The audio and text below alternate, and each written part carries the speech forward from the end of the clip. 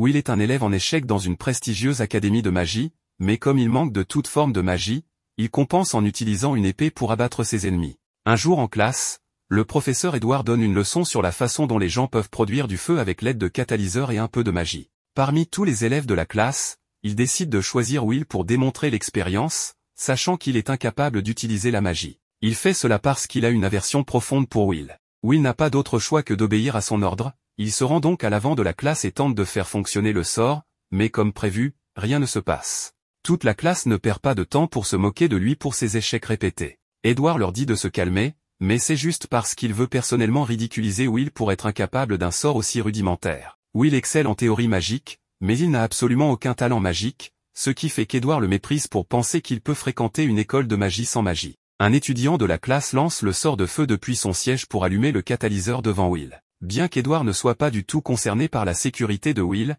ce serait quand même mauvais pour son dossier si son élève mourait brûlé vif, il demande donc à Chion de s'abstenir de faire des choses imprudentes à l'avenir. Chion s'excuse et dit qu'il essayait juste d'aider un peu, puisque Will ne sera évidemment pas capable de faire la démonstration. Cela dit, Edward conclut l'expérience et commence un discours sur la suprématie de la magie dans ce monde, affirmant que les gens qui n'ont aucun talent pour cela n'ont pas le droit d'exister dans cette académie de magie. Tout cela est dit en regardant directement Will dans les yeux. Après la classe, Will se sent épuisé par toute la haine qu'il a reçue, mais les gens adorent le détester, alors Chion le suit hors de la classe pour continuer à le harceler. Heureusement, il y a encore quelques personnes qui sont du côté de Will, comme Colette, qui vient à sa défense. Chion demande pourquoi Colette défend Will alors qu'elle est une élève d'honneur et que Will est à un demi-point de l'exclusion.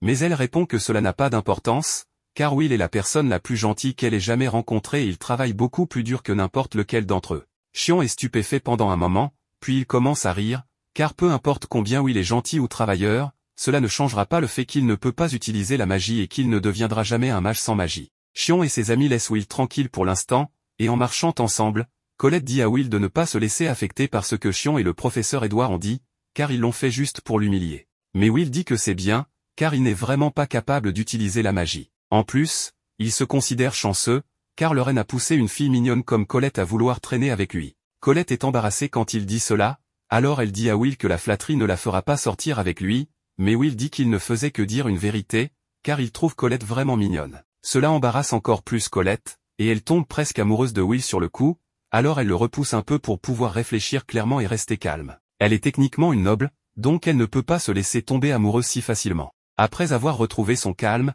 elle regarde Will, mais il est occupé à regarder le ciel, car il est particulièrement beau aujourd'hui. Il y a longtemps, les habitants de ce monde vivaient dans une obscurité constante, craignant les hôtes célestes qui régnaient sur eux. Cependant, tout a changé lorsque le gang des sorciers de l'ombre s'est allié pour s'opposer aux célestes et apporter la lumière du ciel à tout le monde. Ces sorciers en sont venus à être connus sous le nom de Magiavande, et ils sont considérés comme l'incarnation suprême de la magie. Aucun mage vivant aujourd'hui n'a jamais été capable de se montrer à la hauteur de ce titre. Colette se demande si la princesse des glaces, Alvivina, les surveille en ce moment, et Will dit qu'il en est sûr, car il sait qu'elle les regarde actuellement depuis sa fenêtre au sommet du monde. Quand Will était plus jeune, il avait une amie d'enfance appelée Elphalia, qui lui parlait du soleil et de la lune, qu'elle avait lu dans ses livres. Elle était particulièrement excitée à l'idée de voir le coucher de soleil, car il est censé être très beau, et elle espérait qu'ils pourraient devenir Magiavande ensemble un jour et voir le soleil ensemble. Will lui a promis de devenir un Magiavande avec elle, mais même si cela pouvait n'être qu'une promesse entre enfants, Elphalia a réellement travaillé dur pour y arriver et elle a rapidement gravi les échelons de la tour grâce à son travail acharné.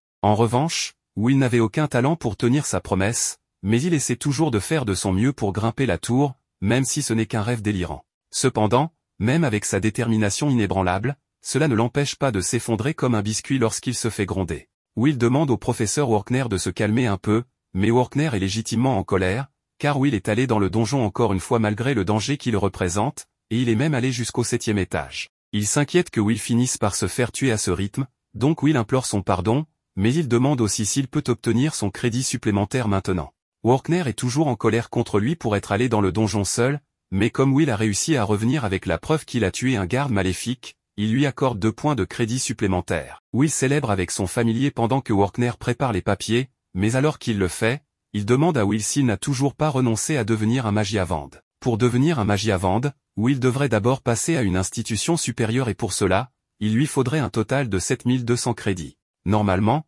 les étudiants accumulent ces crédits dans des matières comme la pratique de l'écriture et les sorts, mais comme Will ne peut pas utiliser la magie, il ne gagnera jamais de crédit pour les sorts. Will en est déjà conscient, c'est pourquoi il voulait compenser en faisant du travail supplémentaire en pratique, mais Workner lui a déjà expliqué qu'il est pratiquement impossible de gagner suffisamment de crédit pour passer uniquement par la pratique. Will réalise que ses chances sont minces, mais il veut toujours garder espoir de pouvoir tenir sa promesse de devenir un Magiavand.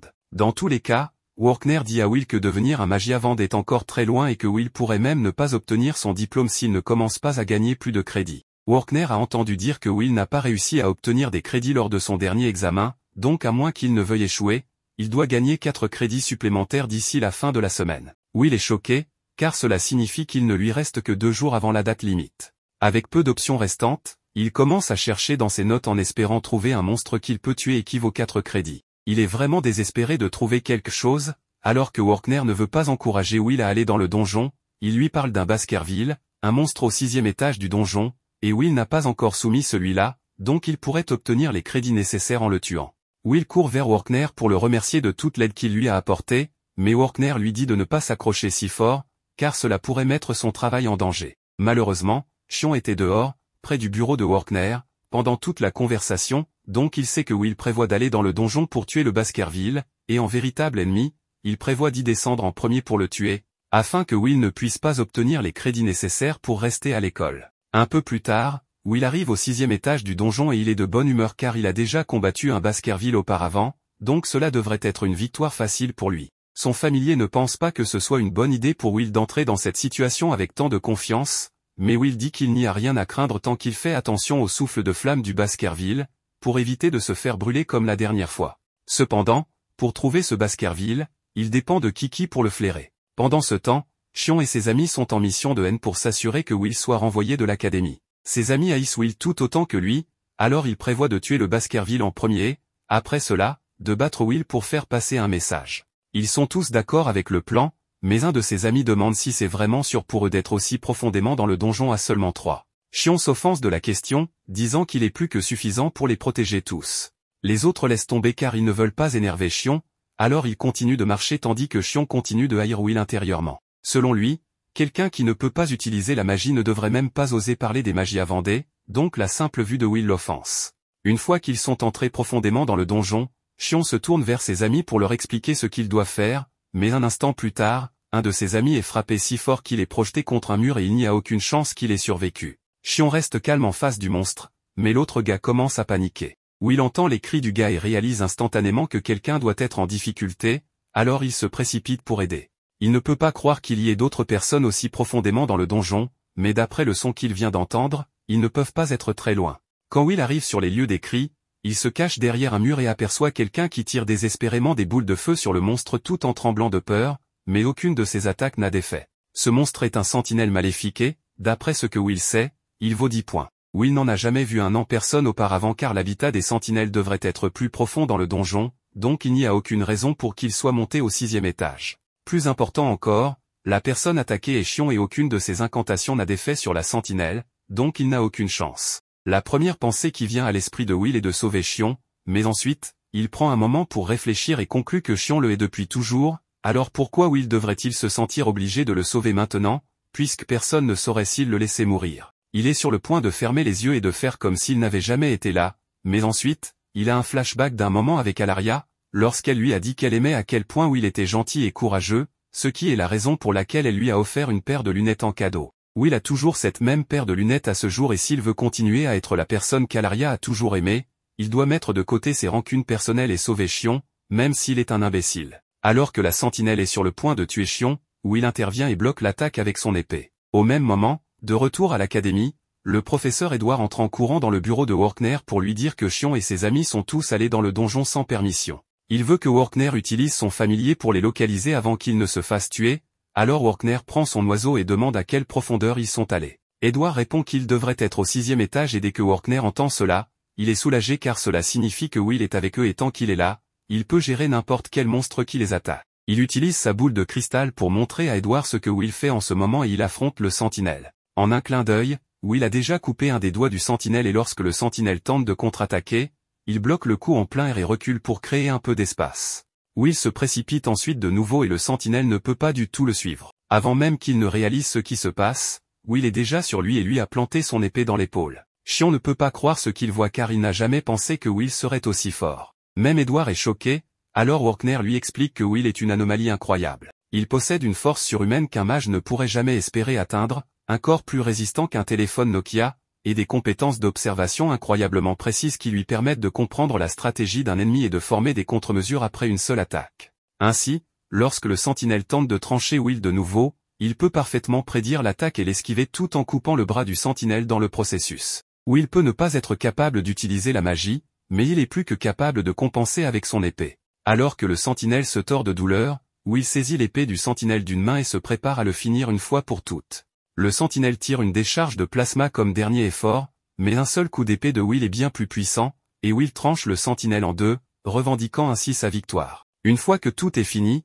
Will se dirige vers Shion pour lui demander s'il va bien. Shion a toujours une rancune contre Will, mais Will vient de lui sauver la vie, alors il ravale sa fierté. Cependant, même après avoir été témoin de tout ce combat et de la capacité de Will, cela n'empêche pas Edward de le détester encore plus, car il ne supporte pas qu'un non-magicien soit plus fort que des étudiants utilisant la magie. Edward quitte le bureau de Workner en rage et tandis que Workner est fier de Will pour avoir sauvé Shion, il est toujours en colère contre lui pour s'être mis en danger. Cependant, une fois de plus, Will a réussi à vaincre le monstre, alors Workner attribue à Will 10 points pour avoir tué le sentinelle. Il y a 5 ans, Will était la risée de toute l'école à cause de son manque de magie, et apparemment, la seule raison pour laquelle il avait été autorisé à s'inscrire ici en premier lieu était parce qu'il était ami avec Elfaria. Mais comme elle était déjà devenue une Magiavande à l'époque, il n'y avait plus de raison pour l'école de prétendre être gentille avec lui. Will a dû endurer toutes les moqueries pendant tout ce temps, mais cela ne l'a pas empêché de travailler dur pour obtenir son diplôme. Workner accompagnait Will pour être évalué par la directrice,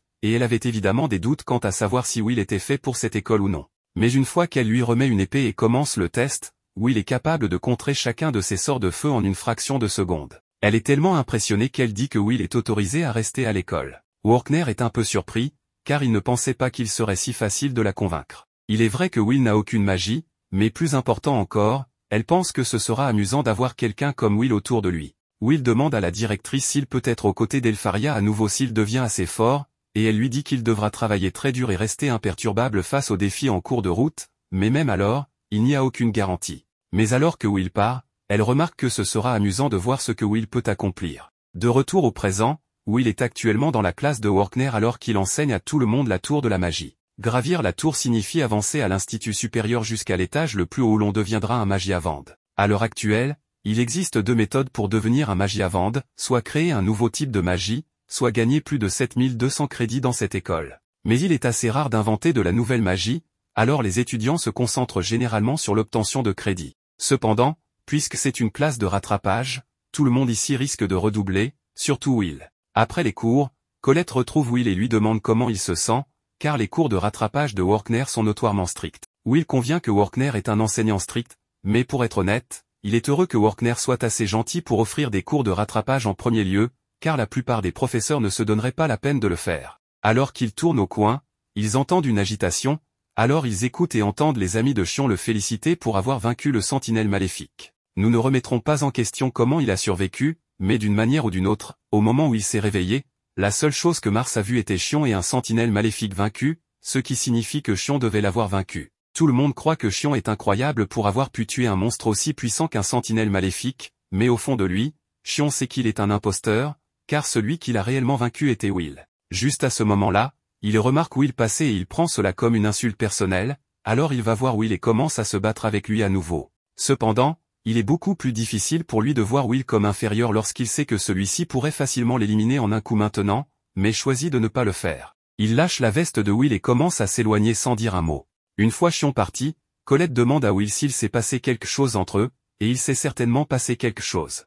Au même moment, Edward vient d'entrer en trompe dans le bureau de la directrice Coldron et exige que Will soit immédiatement expulsé. Coldron demande pourquoi Edward veut soudainement expulser Will sans préavis. Il est déjà dans sa 6e et dernière année à l'académie, donc ils ne peuvent pas simplement l'expulser sans raison. Edward tente de faire valoir que Will ne peut pas rester à cette école car il est un guerrier, pas un mage, et il ne supportera pas que quelqu'un qui ne peut pas utiliser la magie essaie de le surpasser. Coldron sort les dossiers de Will et fait remarquer que Will a des scores exceptionnels en rédaction et que ses rapports sur la magie sont incroyablement perspicaces. Donc, mis à part le fait qu'il ne peut pas utiliser la magie, il est la définition même de l'élève parfait. Si son rêve était de devenir un Magiavande, il pourrait facilement exceller dans n'importe quelle autre profession qu'il choisirait, et c'est le devoir de l'Académie de former des personnes instruites pour le jour des fadets. Cependant, Edward déclare que le fait que Will veuille devenir un Magiavand est le problème. Coldron peut comprendre les arguments d'Edward, alors elle propose une solution. Elle dit à Edward d'aller tester personnellement Will, et si Will ne peut pas réussir le test d'Edward,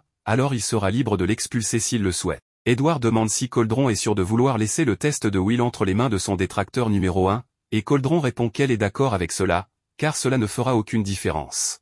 En fait, elle pense que ce sera plus divertissant d'avoir celui qu'on appelle le serpent noir pour tester Will. De son côté, Will se prépare pour son prochain cours et demande à Colette de l'aider à ouvrir son casier pour lui. Elle le fait avec plaisir et il s'excuse de lui demander cela tout le temps puisqu'il ne peut pas utiliser la magie. Elle dit que cela ne la dérange pas, mais elle remarque ensuite l'épée de Will dans son casier et lui demande s'il s'entraîne toujours avec elle. Will dit qu'il le fait, mais qu'il n'a pas pu obtenir la permission de l'utiliser pendant qu'il est à l'école, et dans son dortoir, son colocataire ne le laisse pas faire quoi que ce soit de dangereux. Il se dirige ensuite avec Colette vers la bibliothèque pour étudier ensemble, et Will prend ses études très au sérieux malgré le fait qu'il ait déjà appris ce sujet auparavant. Colette lui dit de se détendre, car il est déjà le meilleur de la classe en rédaction, mais Will dit qu'il doit continuer à étudier dur car il ne peut pas se permettre de perdre un seul crédit. De plus, il aime apprendre l'histoire du point de vue des autres races, en particulier parce qu'il peut s'identifier aux nains. Il marche à la guerre contre des mages puissants, mais ils n'ont jamais abandonné malgré le défi. À ce moment-là, Colette remarque que Will a une mèche de cheveux blancs et dit que c'est probablement parce qu'il se surmène. Elle propose de la lui arracher et même si Will dit qu'elle n'a pas besoin de le faire, elle insiste. Cependant, au milieu de leur flirt, Edward apparaît derrière Will et lui dit de venir seul à la salle des sorts, car il y a quelque chose qu'il doit faire. Un peu plus tard, Will arrive à la salle des sorts et Edward dit qu'il va offrir à Will un cours de rattrapage spécial, donc il devrait être reconnaissant. Will a du mal à croire qu'Edward lui propose un cours de rattrapage, mais il sait que cela ne cache pas de bonnes intentions. Edward veut voir ce que Will peut vraiment faire, alors il tire un coup de semonce pour lui faire savoir que c'est sérieux. Il lui dit que s'il réussit à lui porter un coup, Edward lui accordera 5 crédits de travail des sorts, sinon, s'il échoue, il sera immédiatement expulsé. Il dit également à Will qu'il n'est pas autorisé à refuser ce test. Pendant ce temps, Workner vient d'être convoqué dans le bureau de Coldron et elle s'excuse de l'avoir appelé ici à un si court préavis, mais elle pense que Workner doit être informé de ce qu'Edward est en train de faire. Elle lance un sort pour lui montrer le test qu'Edward donne à Will et lui interdit d'intervenir pour quelque raison que ce soit. Elle pense qu'il est juste qu'Edward obtienne sa demande accordée puisque Workner a eu la même chose lorsqu'il a demandé à surveiller Will. Cependant, Workner pense qu'il est trop cruel de laisser Edward, de toutes les personnes, être celui qui teste Will, car c'est un homme qui a failli devenir un Magiavand. Il a peut-être échoué, mais il possède toujours un pouvoir équivalent à celui d'un Magiavand, donc Will est en grand danger en ce moment. Jusqu'à présent, Will a réussi à éviter d'être touché par les sorts d'Edward, mais Edward n'a utilisé que de la magie noire de bas niveau jusqu'à présent. Will ne peut pas croire combien de puissance Edward produit. Will doit riposter d'une manière ou d'une autre, alors il essaie de courir derrière Edward et de lui donner un coup de pied, mais Edward est facilement capable de le bloquer avec un sort de bouclier. Le bouclier est trop fort pour que Will puisse le briser à main nue et Edward le traite de désespéré pour avoir pensé qu'il pourrait percer un bouclier magique avec un coup de pied. Edward le projette ensuite au loin, et Will commence à s'inquiéter de ne peut-être pas trouver de moyen de gagner, car Edward est tout simplement trop fort pour lui en l'état actuel. Edward dit à Will qu'il se limitera à 2 sorts, un pour attaquer avec du feu et un pour se défendre contre les attaques grossières de Will. Cependant, même si ce n'est qu'un seul sort d'attaque, quelqu'un qui maîtrise parfaitement ce sort peut surpasser une personne qui en a appris 1000. Edward est en train de lancer son sort de feu et Will sait que cela lui sera fatal s'il est touché, alors il commence à fuir, mais Edward parvient toujours à le frapper. Edward semble prendre plaisir à cela, car il a l'air de diriger une symphonie des cris de Will. Will finit par tomber au sol et réalise qu'il n'a aucun moyen de battre Edward comme ça, mais s'il avait son épée, il pourrait au moins tenir tête à Edward. À l'extérieur de la salle des sorts, Colette rangeait ses affaires dans son casier et était très inquiète pour Will, car Edward demandant à Will de venir seul pour des cours de rattrapage ne pouvait pas être un bon signe. Tout à coup, Kiki arrive en courant dans la pièce, couverte de sang de Will, et essaie de récupérer l'épée de Will dans son casier. Colette réalise alors que quelque chose de grave est arrivé à Will et ouvre son casier pour qu'il puisse lui apporter son épée. Pendant que Will est allongé par terre, Edward marche lentement vers lui en disant que Will ne pourrait jamais espérer devenir un Magiavand s'il ne peut pas le surpasser ici. La magie a toujours régné en maître, même dans le passé, lorsque les nains sont partis en guerre contre les mages. Contre une armée de 10 000 nains, il n'a fallu qu'un seul mage pour les anéantir tous. L'épée ne comparera jamais à la baguette. Mais même si les chances sont insurmontables, Will veut toujours devenir un Magiavand. Il fera tout ce qu'il faut pour y parvenir. Edward ne comprend pas pourquoi Will irait si loin pour devenir un Magiavand, Alors il lui demande s'il a un objectif noble qu'il veut accomplir. Will lui dit alors qu'il veut être aux côtés de la fille qu'il aime, mais Edward pense que c'est une raison stupide. Cela peut sembler ridicule à Edward, mais Will a fait une promesse à Elfie et, quoi qu'il en coûte, il veut pouvoir regarder le coucher de soleil avec elle. À ce moment-là, Colette arrive à la salle des sorts et lance l'épée de Will vers lui. Will attrape l'épée et remercie Colette tout en affichant un beau sourire. Maintenant qu'il est enfin armé, Will peut contrer le sort de feu d'Edward. Edward est très énervé lorsqu'il voit Will tout confiant d'un coup. Sans tarder, Edward balance un sort mais Will parvient à le dézinguer facilement. Edward est choqué que Will ait pu couper à travers le sort, mais il réalise que c'est parce que l'épée de Will est spéciale. Même ainsi, il a toujours l'intention de prouver que Will n'est pas de taille face à un mage. Will est terrifié par les flammes d'Edward et, s'il le pouvait, il aurait fui ce combat depuis longtemps. Mais affronter Edward est le seul moyen pour Will d'avancer, alors il charge Edward tout en esquivant toutes ses attaques. Alors qu'il se rapproche d'Edward, Will se rappelle de la bataille entre le général nain et le mage, au cours duquel le mage a finalement reconnu la vaillance du général et c'est bien la même chose que Will compte faire avec Edward. Il crée ensuite une diversion pour détourner le regard d'Edward, tout en le contournant sur le côté. Il se lance dans les airs puis prend appui sur la charpente pour avoir de l'élan. Une fois suffisamment proche, il tranche à travers la barrière d'Edward et réussit à égratigner la joue d'Edward. Edward est forcé d'admettre que Will a réussi le test, alors il lui attribue ses 5 crédits et s'éloigne. Will s'effondre par terre d'épuisement et Colette court le féliciter pour sa victoire, mais il est complètement évanoui. Coldron loue la performance de Will et Walker dit que sa stratégie de plonger dans l'attaque pour réduire la distance et attaquer d'un angle mort était brillante. Ce qui est encore plus impressionnant, c'est que son coup d'épée était suffisamment puissant pour surpasser le bouclier d'Edward. Ainsi, Will pourrait bien avoir ce qu'il faut pour devenir un Magiavant d'après tout. Pendant ce temps, dans le dortoir de Will, sa colocataire prépare le dîner et s'impatiente de sa rentrée, pour déguster le plat qu'elle a fait avec amour et la déco en dit long sur le sujet. Dans un flashback, nous voyons Will et son amie Elphalia lorsqu'ils étaient jeunes. Elfie lui dit qu'il est très gentil et encourageant avec tout le monde. Elle lui offre ensuite une paire de lunettes en cadeau et lui dit adieu, le laissant le cœur brisé. Will l'appelle et lui dit qu'il atteindra la tour lui aussi, même s'il ne peut pas utiliser de magie, et que, peu importe ce qui essaiera de les séparer, il viendra pour elle comme il l'a promis. Elle pleure et dit qu'elle l'attendra, peu importe le temps que cela prendra. Puis elle part et Will pleure également beaucoup. Il parle ensuite au professeur Walker et lui dit que c'est la dernière fois qu'il pleurera ainsi. Plus tard, nous voyons Will et son compagnon Kiki distribuant des journaux aux maisons. Ils rencontrent un homme du nom de Ronan, qui le salue et l'encourage, puis lui dit qu'ils se reverront chez Gina, alors Will s'en va en le remerciant. Alors que Will court rapidement, il trébuche et tombe, mais avant de toucher le sol, il parvient à rassembler tous les journaux avant qu'ils ne se dispersent. Il voit ensuite une annonce indiquant que son amie Elfie a créé un nouveau sort original et est la première à réaliser cet exploit en inventant 12 sorts. Il remarque qu'elle travaille vraiment dur et décide qu'il doit aussi donner le meilleur de lui-même. Ensuite, nous voyons l'étudiant Rosti, surpris par Will qui lui demande s'il peut fabriquer un outil magique pour lui. Rosti demande pourquoi il est si pressé et Will explique qu'Elfie a fait une demande et qu'il doit aller la voir. Il ajoute qu'il n'a pas de cours aujourd'hui donc il priorise cette tâche. Rosti demande si la tâche est difficile et Will répond que la demande consiste à collecter des cœurs de glace de marcheurs de givre car elle a besoin de nombreux catalyseurs magiques et tous les étudiants contributeurs seront rémunérés. Il dit que la cible se trouve dans le 4e étage, donc il a besoin des outils magiques de Rosti. Rosti accepte, disant qu'il a déjà apporté des améliorations à la version précédente et donne les outils à Will. Will le remercie et Rosti lui donne du pain à manger, lui conseillant de prendre soin de lui. Il est ensuite dit que la reine de la magie Mercedes, l'une des grandes pionnières, a un jour dit que tout est né du donjon. Les enfants de la magie puisent leur connaissance et leur sagesse de celui-ci et suivent ses chemins. Ils transforment l'inconnu en connu et le conquièrent. Tout est connecté les uns aux autres. Après cela, nous trouvons Will au 4e étage du donjon errant seul. Tous les étudiants commencent à détruire les créatures de glace pour obtenir les cœurs de glace. Il remarque qu'il y a une grande ruée en raison de la demande d'Elphalia. Il est ensuite surpris de voir l'étudiant Chion, très fort, détruire tous les marcheurs de givre en un coup. Chion dit que de tels faibles ne sont pas suffisants pour son objectif. Will se rappelle alors du moment où il a combattu le monstre géant.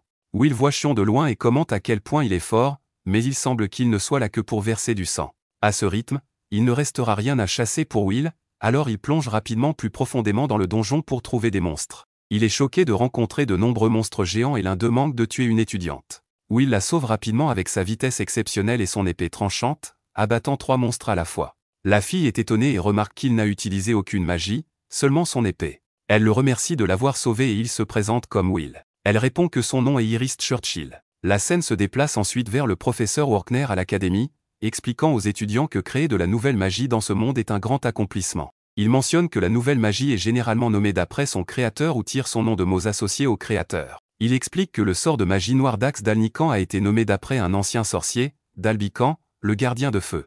Il leur dit que quiconque crée une nouvelle magie verra son nom gravé dans l'histoire. Les étudiants remarquent que cela est décrit comme si c'était simple. Une étudiante demande au professeur si cela signifie qu'Elphalia, mentionnée dans les journaux ce matin-là, est vraiment si talentueuse. Le professeur répond que, pour la décrire avec précision, elle est incroyablement talentueuse à un degré extraordinaire. Il ajoute qu'il n'a jamais entendu parler de quelqu'un créant 12 sorts originaux auparavant et qu'à cet égard, elle peut être considérée comme l'une des plus grandes sorcières de l'histoire. Tout le monde est étonné et remarque à quel point elle est incroyable, notant que la magie de glace est désormais considérée comme la plus puissante. Ils expriment leurs intentions de rejoindre la guilde de glace. Colette dit ensuite qu'Elphalia est l'amie d'enfance que Will poursuit, et que depuis qu'elle a fait cette demande, l'école est en chaos. Son amie la taquine en disant qu'elle ressemble à une jeune fille solitaire et qu'elle est jalouse de l'amie incroyable de Will, Elphalia, et qu'elle volera Will d'elle. Colette répond en disant à son amie de ne pas dire de telles choses grossières. Elle pense ensuite à elle-même, se demandant si Will est de nouveau allé dans le donjon à cause d'Elphalia. La scène se déplace alors vers Will et la fille qui l'a sauvé des monstres. Elle lui demande alors si c'est lui le fameux bachoteur, dont tout le monde parle. Elle ajoute s'il n'est pas celui qui ne peut pas utiliser la magie. Will lui demande pourquoi elle l'appelle monsieur et elle lui dit qu'elle a 14 ans, 2 ans de moins que lui. Will lui demande si cela ne la dérange qu'elle soit sans talent, mais elle réplique en lui disant qu'elle ne peut pas mépriser la personne qui l'a sauvée. Elle lui dit alors, même si tu ne peux pas utiliser la magie, je respecte ceux qui ont leurs propres talents uniques. Embarrassée par ces paroles, Will demande, es-tu ici pour la demande aussi? Elle répond affirmativement en disant qu'elle veut aussi être utile et devenir l'une des personnes qui soutiennent le ciel. Will pense qu'Iris ne plaisante pas en disant ces propos. Dans ce monde, personne ne connaît encore le véritable ciel. Ce qui enveloppe ce monde est une fausse voûte céleste, c'est la grande barrière, et elle est maintenue par la puissance des magies avandes. Selon les histoires traditionnelles, lorsque la barrière tombera, le monde sera à nouveau plongé dans les ténèbres et la catastrophe commencera. Les étudiants s'efforcent donc de répondre aux demandes des magies avandes, non seulement parce qu'ils admirent les magies avandes, mais aussi parce qu'ils craignent que cela soutiendra le ciel. Iris lui dit ensuite qu'elle a eu l'honneur de rencontrer Elphalia. Elle explique qu'elle était seule dans le donjon et s'est retrouvée dans une situation désespérée. Will répond, il semble que tu te retrouves souvent en difficulté, Iris. Elle continue en décrivant comment elle était entourée de monstres, complètement isolée et désespérée, au bord de la mort, mais soudainement, tous les monstres autour d'elle ont gelé et elle a été sauvée dans une scène époustouflante. Elphalia l'a aidée à se relever et lui a parlé de nombreuses choses formidables. Iris dit qu'elle fera de son mieux pour elle et exprime sa joie d'être ici pour jouer son rôle. Cependant, elle n'a pas encore rencontré de marcheur de glace, mais Will semble avoir remarqué quelque chose d'étrange. Elle s'approche alors de Will et lui demande ce qu'il fait. Il explique que, lorsqu'il se déplace, les fantassins de givre laissent derrière eux des fragments de peau. D'habitude, ces fragments font environ entre 0,5 et 1 000, mais ceux-ci sont 2 fois plus longs, voire plus. Il réalise qu'il y a un marcheur de givre à proximité, probablement dans un endroit difficile à détecter. Elle lui demande comment il sait tout cela et Will répond que la magie est incroyable, mais ce n'est pas tout.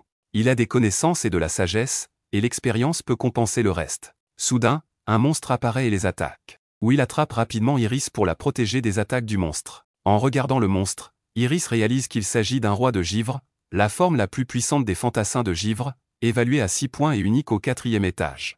Le monstre leur lance une attaque, mais Will l'esquive et demande à Iris de rester à l'écart pendant qu'il affronte le monstre. Iris le prévient que les attaques physiques ne fonctionneront pas contre ce monstre, car tout ce qui le touche gèle instantanément. Par conséquent, le combat rapproché est impossible et la seule façon de le vaincre est d'utiliser des attaques magiques à longue portée. Will la rassure en lui disant de ne pas s'inquiéter, affirmant qu'il a déjà combattu de tels monstres auparavant. Il s'approche du monstre et commence à esquiver toutes ses attaques. Il enroule ensuite une corde autour du monstre et explique que le roi de givre est faible contre le feu et les attaques explosives. Will met ensuite le feu à la corde, provoquant une explosion qui tue le monstre. Iris regarde en admiration et pense en elle-même, est-ce le Will prétendument sans talent? Il y a un contraste frappant entre les rumeurs que j'ai entendues et la réalité que je vois. Comment devrais-je rapporter cela? Will lui demande de rentrer, et la scène se déplace vers la tour des sorciers. Nous voyons Iris marcher seule, pensant que, même s'il ne peut pas utiliser la magie, sa méthode de compensation est créative et qu'il a un sens du combat soutenu par l'expérience. Ce n'est pas un sorcier au sens traditionnel du terme. Elle entre ensuite dans une salle de réunion où se trouvent 4 personnes, Cariote, Elnor, Zéo et Elphalia. Iris leur dit qu'elle a découvert une personne intéressante lors de sa visite à l'académie, une personne sans talent magique nommée Will Selford. Elle suggère de le considérer pour un poste dans la tour. Tout le monde rejette l'idée, lui demandant de ne pas augmenter le nombre de personnes faibles autour d'eux. Cariote conseille à tout le monde de se calmer et de ne pas se précipiter, car le moment du grand festival de magie approche et ils peuvent reporter la décision jusqu'à ce qu'ils voient les résultats. La réunion se termine et tout le monde part sauf Elphalia, qui dit « Will, je t'attends.